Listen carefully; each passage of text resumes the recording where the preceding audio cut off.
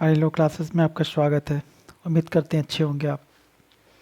आज के लेक्चर में मैं आपको एआईबी एग्ज़ाम के प्रीवियस 10 ईयर के क्वेश्चंस को एनालिसिस करके मैं आपको ट्रांसफ़र ऑफ प्रॉपर्टी एक्ट के अंतर्गत जो इम्पोर्टेंट सेक्शंस है वो मैं आपको बताऊंगा, जिसके अंतर्गत आप अपने बैलेट में अगर टिक करते हैं तो क्वेश्चंस इस सेक्शन से पूछे जाते हैं, जो कि आपके लिए बहुत ही इम्पोर्टेंट होने वाला है। अगर आप चैनल पर नए हैं तो चैनल को लाइक एंड सब्सक्राइब करें, शेयर करें, ताकि नई वीडियो मैं बनाऊँ तो उसकी नोटिफिकेशन आपको मिल सके। या अभी 18 की स्पेशल क्लास को मैं अभी कंटिन्यू कर रहा हूँ, जो आपको बहुत सारे मैंने वीडियो बनाया जो आपके लिए हेल्पफुल है। अगर आपने प्रीवियस वीडियो को नहीं देखा है तो प्लेलिस्ट में जा कर के देख लीजिए, उसका लिंक मैं डिस्क्रिप्शन में डाल दूँगा, आप वहाँ से जा कर के देख सकते हैं। अगर आपने टेलीग्राम चैनल को ज्वाइन नहीं किया है तो उसका लिंक मैं डिस्क्रिप्शन में डाल दूँगा, आप वहाँ से ज्वाइन कर लीजिए ताकि नए नए अपडेट्स आपको टेलीग्राम चैनल के माध्यम से मिल सके। तो चलिए आज की वीडियो को कंटिन्यू करते हैं, जिसमें आपको ट्रांसफ़र प्रॉपर्टी एक्ट के कुछ इम्पोर्टेंट सेक्शन जो आपके लिए एआईबी 18 के एग्ज़ाम में बहुत ही हेल्पफुल होने वाला है, उसको अपने बैरेक्ट में टिक कर लें तो आपके लिए बहुत ही फ़ायदेमंद होगा। तो सबसे पहले ट्रांसफ़र प्रॉपर्टी एक्ट को देखने से पहले इसका इंट्रोडक्शन पार्ट को देखना बहुत ज़रूरी है कि ये एक्ट कब आया, कितने सेक्शंस है, कहाँ लागू होगा, कितने चैप्टर हैं, ये सब जानना हमें बहुत ज़रूरी है। तो सबसे पहले देखते हैं ट्रांसफ़र प्रॉपर्टी एक्ट। ये कब का एक्ट है? 1882 का एक्ट है। इसका इनेक्टमेंट डेट है 17 फरवरी 1882। याद रखिएगा, कभी कभी इनेक्टमेंट डेट भी पूछ लेता है तो आपको डेट याद होना चाहिए। इनेक्टमेंट डेट 17 फरवरी 1882 है और कमेंसमेंट डेट 1 जुलाई 1882। कमेंसमेंट मतलब जिस दिन ये पूरे भारत में लागू हुआ, और इनेक्टमेंट डेट का मतलब ये उस डेट को बन करके एक्ट तैयार हो गया, प्रेसिडेंट का एसेंट इस पे मिल चुका, उसी को कहते हैं इनेक्टमेंट डेट। और टोटल चैप्टर इसमें कितने हैं? 8 हैं। और टोटल सेक्शन कितने हैं? सेक्शन 137। 137 धाराएं हैं ट्रांसफ़र प्रॉपर्टी एक्ट में, और ये एक्ट नंबर कितना है? 4 है 1882 का। याद रखिएगा, कभी कभी एक्ट नंबर भी पूछ लेता है, ठीक है। तो ट्रांसफ़र प्रॉपर्टी एक्ट जो है, इसका पर्पस क्या है, ये क्या करता है, ये क्या कर रहा है, देखिए इसका थोड़ा पर्पस समझ लेते हैं। कहते हैं law governing property transfer from one person to another person, it specified the legal requirement for such transfer and provide for both party right and liabilities. ये क्या करता है ना, जो ट्रांसफ़र जो होता है ना प्रॉपर्टी किसी एक व्यक्ति से दूसरे व्यक्ति को, उससे रिलेटेड ये लॉ गवर्न करता है। और जो ट्रांसफ़र करते वक्त जो लीगल रिक्वायरमेंट्स होता है ट्रांसफ़र, उसको बताता है, और ये दोनों पार्टी के राइट्स और लायबिलिटी को डील करता है ट्रांसफ़र प्रॉपर्टी एक्ट। क्लियर है?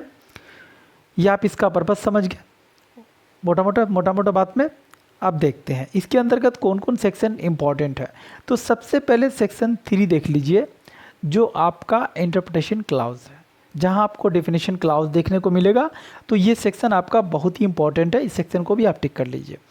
जब आप डायरेक्ट में देखेंगे तो आपको इंटरप्रिटेशन क्लाउज दिखेगा, उसमें सब क्लाउज में आपको बहुत सारे क्या होंगे, वर्ड्स दिए होंगे, उसका मीनिंग बताया गया हो। तो कभी कभी इंटरप्रिटेशन क्लाउज से क्वेश्चंस 2-3 पूछ लेते हैं, कभी एक पूछते हैं, कभी कभी नहीं भी पूछते हैं, लेकिन आपके लिए ये इंपॉर्टेंट होने वाला है, इसको आप अपने डायरेक्ट में टिक कर लीजिए। नेक्स्ट देखते हैं सेक्शन 5, ट्रांसफ़र प्रॉपर्टी डिफाइंड। ये जो ट्रांसफ़र प्रॉपर्टी है ना, उसको डिफाइंड किया गया, उसको परिभाषित किया गया, कहाँ? सेक्शन 5 के, कहाँ? टीपी एक्ट के अंतर्गत। क्लियर है? नेक्स्ट देखिए सेक्शन 6। सेक्शन 6 क्या करता है? कहता है व्हाट मे बी ट्रांसफ़र, क्या ट्रांसफ़र किया जा सकता है। सेक्शन 6 के अंतर्गत बताया गया कि किस चीज़ को ट्रांसफ़र किया जा सकता है। क्लियर है? जैसे आप सेक्शन 6 में देखेंगे तो व्हाट प्रॉपर्टी में भी ट्रांसफ़र, व्हाट प्रॉपर्टी में नॉट भी ट्रांसफ़र आपको देखने को मिलेगा। तो किस किस संपत्ति को ट्रांसफ़र कर सकते हैं, किसको नहीं कर सकते, वो सेक्शन 6 में आप देख लीजिए, आपको देखने को मिल जाएगा। क्लियर है? नेक्स्ट सेक्शन है पर्सन कॉम्पिटेंट टू ट्रांसफ़र। कोई व्यक्ति प्रॉपर्टी को ट्रांसफ़र कर रहा है, उस व्यक्ति के कॉम्पिटेंसी क्या होगी, वो सेक्शन 7 में आपको टीपी एक्ट के अंतर्गत देखने को मिलेगा। क्लियर है? ये भी सेक्शन आपके लिए बहुत ही इंपॉर्टेंट होने वाला है। नेक्स्ट है ऑपरेशन ऑफ ट्रांसफ़र। उस प्रॉपर्टी को ट्रांसफ़र करेंगे ना, उसको क्या उसका ऑपरेशन होगा, किस तरीके से ट्रांसफ़र किया जाएगा, जो सेक्शन 8 में डील करता है। और सेक्शन 9 क्या कहता है, ऑरल ट्रांसफ़र। कोई व्यक्ति अपनी प्रॉपर्टी को मौखिक तरीके से भी ट्रांसफ़र कर सकता है, जो सेक्शन 9 बता रहा है टीपी एक्ट का। वो भी आपका इंपॉर्टेंट सेक्शन है सेक्शन 9, आप उसको भी टिक कर लीजिए। सेक्शन 10 देखिए, ये भी इम्पॉर्टेंट है। सेक्शन 11 देखिए, ये भी आपके लिए बहुत ही इंपॉर्टेंट होने वाला है। मैं आपको मोटा मोटा सेक्शन बता देता हूँ थोड़ा थोड़ा, आप अपने बैरेक्ट को लेकर के बैठे टीपी एक्ट का, आप उसमें बैरेक्ट में जो जो सेक्शन मैं आपको मेंशन किया हूँ अभी आज के लेक्चर में, आप उसको टिक कर लीजिए, ठीक है। और उस बैरेक्ट में जब आप सेक्शन को टिक करते हैं तो उसके अंतर्गत जो कीवर्ड्स हैं कुछ, उसको आप ज़रूर याद रखें। ये ज़रूरी नहीं कि आपके एग्ज़ाम में डायरेक्ट सेक्शन वाइज ही क्वेश्चन पूछ लेंगे। आपके क्या बोलते हैं क्वेश्चन में कभी कभी क्या होता है, एग्जाम्पल बेस्ड क्वेश्चन पूछ लेते हैं, कभी एक्सप्लेनेशन पूछ लेते हैं, कभी सेक्शन के अंदर की बात को पूछ लेते हैं, आपको पूछ लेंगे किस सेक्शन में दिया गया। तो आपको चीज़ें याद होना चाहिए। इस तरीके से आप बैरेक्ट को समझे तो ही आप AIB 18 के एग्ज़ाम में क्वेश्चन को फाइंड कर पाएंगे, नहीं तो आपको क्वेश्चन ढूंढने में बहुत ही दिक्कतें आएंगी। क्लियर है। सेक्शन 12 देख लीजिए, ये भी बहुत ही आपके लिए इंपॉर्टेंट है, इसको भी आप टिक कर लीजिए अपने बैरेक्ट में। सेक्शन 13 देखिए, transfer for benefit of unbound person, है ना। सेक्शन 13 में क्या कहता है, ट्रांसफ़र फॉर बेनिफिट, किसके बेनिफिट के लिए, अनबाउंड पर्सन, जिस बच्चे का जन्म नहीं हुआ है उसके बेनिफिट के लिए प्रॉपर्टी को ट्रांसफ़र किया जा रहा है, हस्तांतरण किया जा रहा है ना। तो सेक्शन 13 ये आपके लिए बहुत ही इंपॉर्टेंट होने वाला है। नेक्स्ट देख लीजिए, सेक्शन 14 रूल अगेंस्ट परपीचुइटी, यहाँ से भी क्वेश्चंस पूछे जाते हैं, इसको भी आप अपने बैरेक्ट में टिक कर लीजिए। नेक्स्ट देख लीजिए, सेक्शन 19 वेस्टेड इंटरेस्ट की बात करता है, क्वेश्चंस यहाँ से भी पूछे जाते हैं। Section 19, 21, 25 contingent interest, conditional transfer, ये सब सारे इंपॉर्टेंट सेक्शंस हैं, ठीक है। जो मैं आपको बता रहा हूँ उसको आप अपने बैरेक्ट में टिक कर ले, और उस सेक्शंस के जो कीवर्ड्स हैं उसको ज़रूर आप रिमेंबर कर ले, उसको ज़रूर याद कर ले। क्लियर है। 26, 27 भी आपके लिए बहुत इंपॉर्टेंट होने वाला है। 28 देख लीजिए, सेक्शन 35 देख लीजिए, इलेक्शन व्हेन नेसेसरी, इलेक्शन मतलब चुनना, है ना, कब जरूरी है, ये सेक्शन 35 में आपको देखने को मिलेगा, डॉक्ट्रिन ऑफ इलेक्शन, ठीक है। सेक्शन 38 देखिए, ये भी आपके लिए इंपॉर्टेंट है। सेक्शन 41 देखिए, ट्रांसफ़र बाय ऑस्टेंसिएबल ऑनर, है ना। ऑस्टेंसिएबल ऑनर मतलब वो ऑनर तो नहीं है लेकिन ऑनर जैसा दिखता है, वो सेक्शन 41 के अंतर्गत ये इसकी बात करता है, तो ये भी आपके लिए बहुत ही इंपॉर्टेंट है। क्लियर है।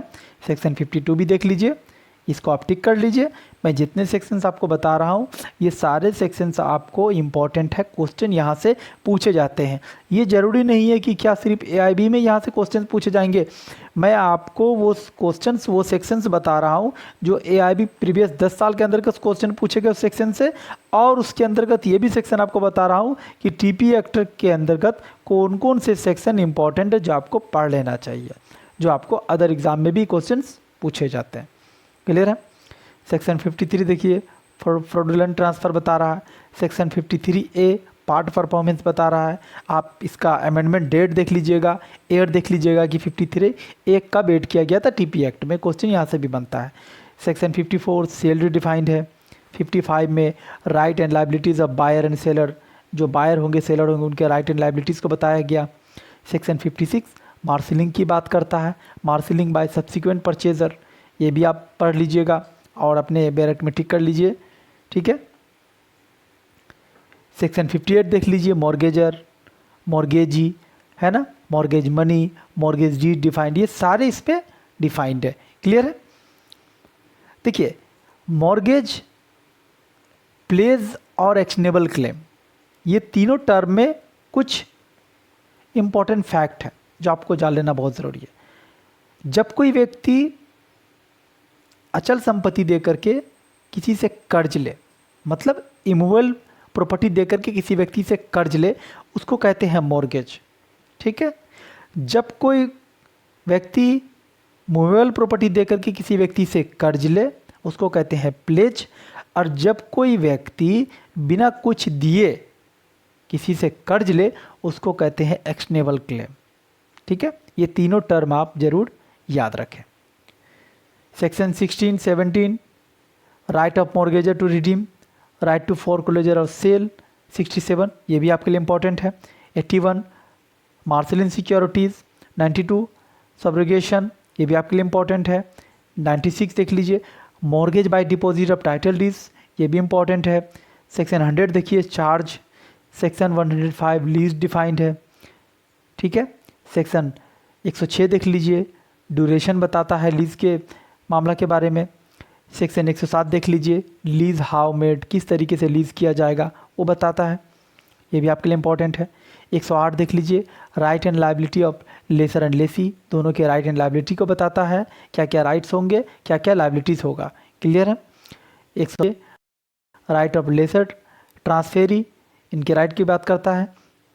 सेक्शन 110 देखिए ये भी इंपॉर्टेंट है आपके लिए। 111 देखिए, 112, 116, 118, 118 में एक्सचेंज डिफाइंड है, यहाँ से भी क्वेश्चन पूछे जाते हैं। 122 गिफ्ट डिफाइन करता है, क्लियर। गिफ्ट और गिफ्ट के एसेंशियल को जरूर पढ़ ले, क्वेश्चन वहाँ से पूछे जाते हैं। ठीक है, 123 देखिए ट्रांसफ़र हाउ इफेक्टेड, कोई ट्रांसफ़र होगा उसको इफेक्ट कैसे किया जाएगा, क्लियर है, इसकी बात करता है। सेक्शन 124 देख लीजिए ये भी इंपॉर्टेंट आपके लिए। 125 भी इंपॉर्टेंट है।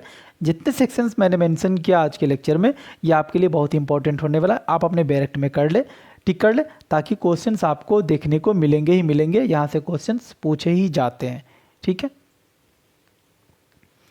126, 127, 128, 130, ठीक है, ट्रांसफ़र ऑफ एक्शनेबल क्लेम जो 130 बात करता है। तो आज के लेक्चर में मैंने आपके लिए ट्रांसफ़र प्रॉपर्टी एक्ट के जो इम्पोर्टेंट सेक्शंस है, जो पिछले 10 साल के अंदर के क्वेश्चन यहाँ से पूछे जाते हैं, वो मैंने आपको बताया इस लेक्चर के माध्यम से। देखिए transfer property act, contract act, specific relief act और एनआई एक्ट, ये 4 एक्ट मिलाकर के आपको 8 क्वेश्चन पूछे जाते हैं। मैंने ट्रांसफ़र प्रॉपर्टी एक्ट के लेक्चर वीडियो मैंने बना दिए, कॉन्ट्रैक्ट एक्ट का मैंने बना दिया और स्पेसिफिक रिलीफ एक्ट का मैंने इंपॉर्टेंट सेक्शंस की वीडियो बना दिए। तो आप उसको प्रीवियस वीडियो के लेक्चर में जाकर के देख लें, उसका लिंक मैं डिस्क्रिप्शन में डाल दूंगा, वहाँ से भी जाके देख सकते हैं। अगर आपको कंटेंट अच्छा लगा तो सब्सक्राइब करें, चैनल को लाइक करें, शेयर करें। आपके एक सब्सक्राइब से मुझे मोटिवेशन मिलता है और आपके लिए मैं नए नए वीडियो लेके आता हूँ। अगर आप चैनल पर नए हैं तो चैनल को सब्सक्राइब कर लें, ताकि नई वीडियो मैं बनाऊँ तो आपका नोटिफिकेशन के माध्यम से आपको उसका बेनिफिट हो सके। Thank you for watching are in law classes.